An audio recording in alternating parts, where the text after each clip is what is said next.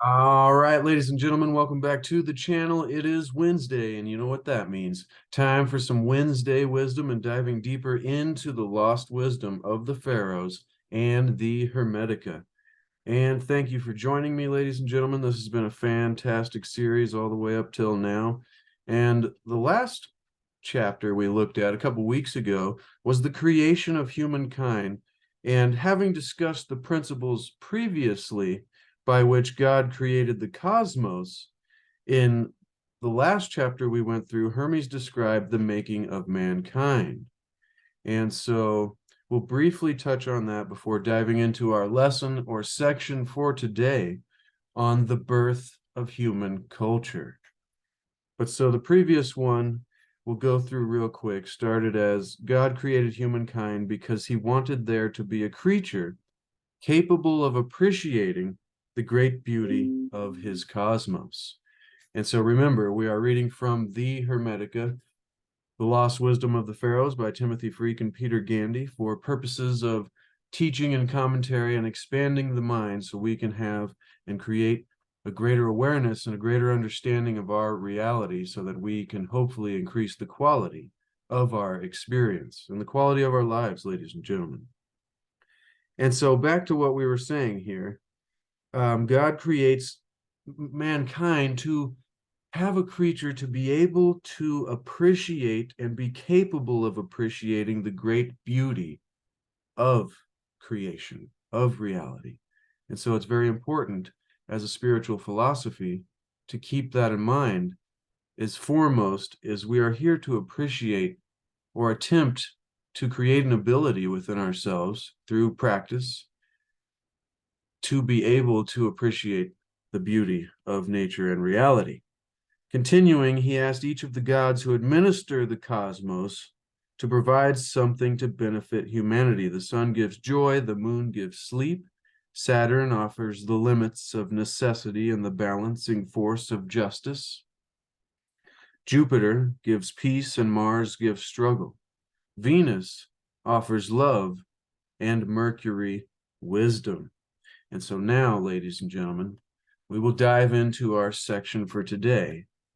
Once again, the 10th section in the Hermetica, entitled The Birth of Human Culture. And in this chapter, Hermes describes how human beings became civilized and created culture under the guidance of the god Osiris and the goddess Isis. Very fascinating. All right, let's dive right into it, ladies and gentlemen. It begins by saying, quote, as human beings slowly awoke to their surroundings, they looked around at their new home and gazed on the creation in awe and wonder. Looking upon the perfection of the cosmos, humanity felt the need to share in the pleasure of creativity. The Creator, therefore, ordered each of the planetary gods to share with mankind a part of their creative power. Fascinating. The Hermetica teaches that the universe will not be finished until humankind, or until mankind, has played his part in the story. His or her part, I'll add. The arts and sciences invented by humanity complete the grand plan of destiny. Art completes what nature cannot finish. This is very fascinating. I haven't heard this type of philosophy yet, and I didn't expect it to go this direction. All those who cooperate, it continues, with the will of the Creator, see, aligning with the force, apply their skill and knowledge to enhance the beauty of the cosmos. The ancient Egyptians believed that all the knowledge necessary for humanity's survival on Earth had been taught to their ancestors by Isis and Osiris. The goddess Isis taught the people the arts of sowing and animal husbandry, ensuring that they did not starve. And she showed them the healing uses of herbs and medicine to care for the body. She taught people respect for the dead and how to wrap their bodies in bandages soaked in oil and spices. and to care for their memories with offerings of fruits and flowers. Osiris gave people laws and justice, and instituted the rites of worship that kept men humble and honest. He ordained the first priests, who were trained to nurture men's souls through the proper use of philosophy and learning. Spiritual philosophy is what we're here for, ladies and gentlemen. And this is very fascinating. Together, the book continues, these parents of the human race were believed by the ancient Egyptians to have lifted their ancestors out of savagery, out of the Dark Ages, the previous Dark Ages, ladies and gentlemen, maybe into the Golden Age, and then the cycle continued, and then we went into our Dark Ages again. And now we are hopefully heading back to this time that is being described here, where the proper use of philosophy and spiritual philosophy can be brought together so that we can lift ourselves out of quote unquote savagery or a lack of high consciousness society. These are just my thoughts, ladies and gentlemen. If you're getting value, thank you for being here, and hope you got yourself some tea and you're comfortable. What does the tea say today? It says, use your head to live with heart, ladies and gentlemen. Very interesting. So they lifted their ancestors out of savagery. In life, the book continues, Isis continued to look after humanity. And Osiris, the Lord of Souls, watched over the spirits of the dead. They were worshipped for thousands of years at temples all over Egypt until late Roman times. And if you remember, ladies and gentlemen, earlier in this series, we went through the history of the Hermetica and those times that were just referenced there. And that's my favorite part of all of this is looking at the history of it. So if you missed that, please go back earlier in this series and check that out. And so now, my favorite part about each of these, ladies and gentlemen, is the little section, is the translation of the words of Hermes himself. And so, without any further ado, let's dive right into it, ladies and gentlemen, and see what we can glean from this lost wisdom of the pharaohs, of Hermes, Trismegistus, and Thoth. The birth of human culture. It begins by saying, humanity looked in awe upon the beauty and everlasting duration of creation, the exquisite sky flooded with sunlight, the majesty of the dark night, lit by celestial torches. As the holy planetary powers trace their paths in the heavens, in fixed and steady meter, ordering the growth of things with their secret infusions. Men looked with wonder and questioning, and having observed the Maker's masterpiece, wanted to create things for themselves. Their Father gave permission. So the gods who administered the cosmos each shared with humanity a part of their power.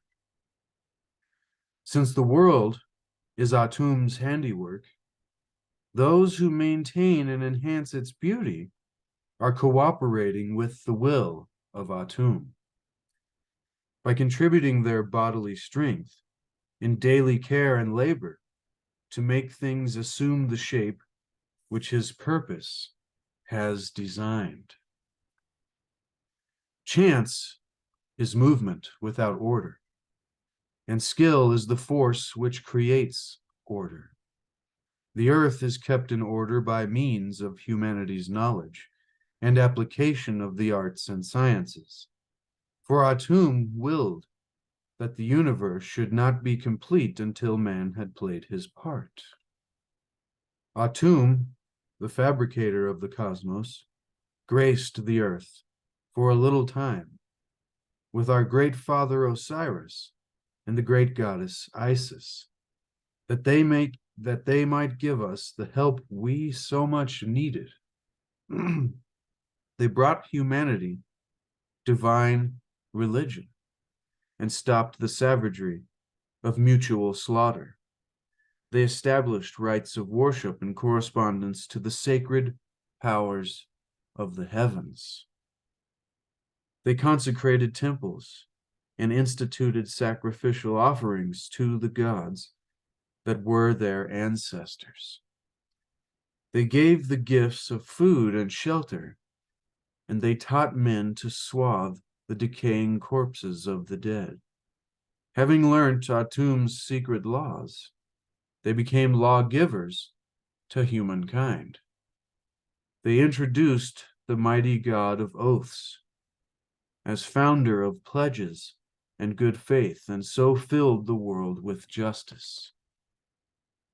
They devised the initiation and training of the prophet priests, so that through philosophy they might nurture men's souls and cure sickness of the body with the healing arts. And that, ladies and gentlemen, is a boom to the lost wisdom of the Pharaohs. And that completes the words of Hermes in this section on the birth of human culture. And it's very fascinating. I did not expect it to go this direction. And it's bringing back in the ties of the astrology, of the planetary gods, and the astrotheology of the gods and their archetypes, and each having a different influence on humanity, each shared with humanity a part of their power. So the gods who administer the cosmos could be a part of us, ladies and gentlemen. This is fascinating. This is a mystical knowledge. The majesty of the dark night lit by celestial torches. So it's talking of the first, I guess, times that we were in awe and wonder of creation. This is very interesting because it's going back to the beginning last time of the creation of humankind, and now the beginning of each of the archetypes that creates our connection to reality or the cosmos and the nature of the cosmos that was described in the hierarchy of creation and the gods and the circle of time. And all of the previous chapters that we went through on contemplating creation. And remember, I'll remind us each time that the first thing that Hermes said to us was that through pure philosophy is spiritual striving, through constant contemplation, to attain true knowledge of Atum, the one God, of reality, and of the functioning and the nature of reality, like I said before, so that we can have a greater awareness and understanding of our place and our role here, and so that we can hopefully use that knowledge to increase the quality of our experience, ladies and gentlemen. So I'll go back through this quickly to see what pops out to me here. Humanity looking upon the beauty and everlasting duration of creation. So once again, never ending, but always changing. So always constant, but always changing. This paradoxical nature of the paradoxical unity in duality, ladies and gentlemen. And so, since the world is Atum's handiwork, those who maintain and enhance its beauty are in cooperation with the will of the force, with the will of God, with the will of the Tao, of the universe, of Atum, ladies and gentlemen. And so, in our path to creating a greater ability to create the life that we want for ourselves on purpose, what some would call manifesting, this co-creative power that it was talking about here And it was interesting how it said that cooperate with the skill, the creative part there. The creator, humanity felt the need to share in the pleasure of creativity, to want this ability as we see creation to also create ourselves. And this links to me that idea of creating our lives on purpose with a knowledge and an understanding and a new ability manifesting, ladies and gentlemen, or some people call real magic, or what I like to call sometimes as the science of lucky people. But this is sometimes thought of as very mystical, and people don't give it as much credit as it may deserve. And so, in this process of attempting to align and have an ability to co-create, since the world is the universe's handiwork, or atums, or gods, or spirit, or force, whatever that be for you, ladies and gentlemen, those who maintain and enhance its beauty, rather than seek out the darkness, are cooperating, and I would add, are aligning with the force, or with the will, as it says, of Atum. By contributing their bodily strength and daily care and labor, it continues to make things assume the shape which its purpose has designed. That made me think of growing plants. You know, there is a way that you can destroy nature, and it will not meet its design. There is a way that we can tend to nature and to make things assume the shape which Atums, or the force, or the universe's purpose has designed. Grand organized design, God, ladies and gentlemen. Then it continues, chance is movement without order, and skill is the force which creates order. So we had to create a skill within ourselves to tend and maintain this earth in alignment with the will of harmony and nature, the Tao, Atum, force. The earth is kept in order by means of our knowledge and applications of the arts and science. Some people would disagree with that, and that's perfectly fine, because I think it speaks to this time that we must be brought out of. They brought humanity, divine religion, and stopped the savagery and mutual slaughter. I'll say not only of ourselves, but of the environment and of the world, which we are not. You know, maybe we are growing since the past. I'm optimistic, ladies and gentlemen, and I would like to think that things are getting better faster than they ever have before because of the way the cycles work. And I would like to think we're continuing up towards the next golden age at this moment. Since the last time of Atlantis till now, going through these great cycles, ladies and gentlemen, and we need maybe not sacrificial offerings to the gods, but we do need to honor the powers of these heavenly bodies that play a mystical role in our reality. And all of these elements that are being talked about here, and these principles in this ancient wisdom of the ages, this ancient spiritual mystical knowledge, ladies and gentlemen, so that we can stop quote unquote savagery and the destruction of our world through a lack of understanding. And isn't it funny how sometimes it's just a simple lack of awareness that can cause some of the greatest mistakes? So we're here to try to increase our awareness, and not just in a simple way, but in a philosophical, a spiritual way, ladies and gentlemen. And so they consecrated temples and created offerings to these gods that were their ancestors, that, as it said before, has given us the powers.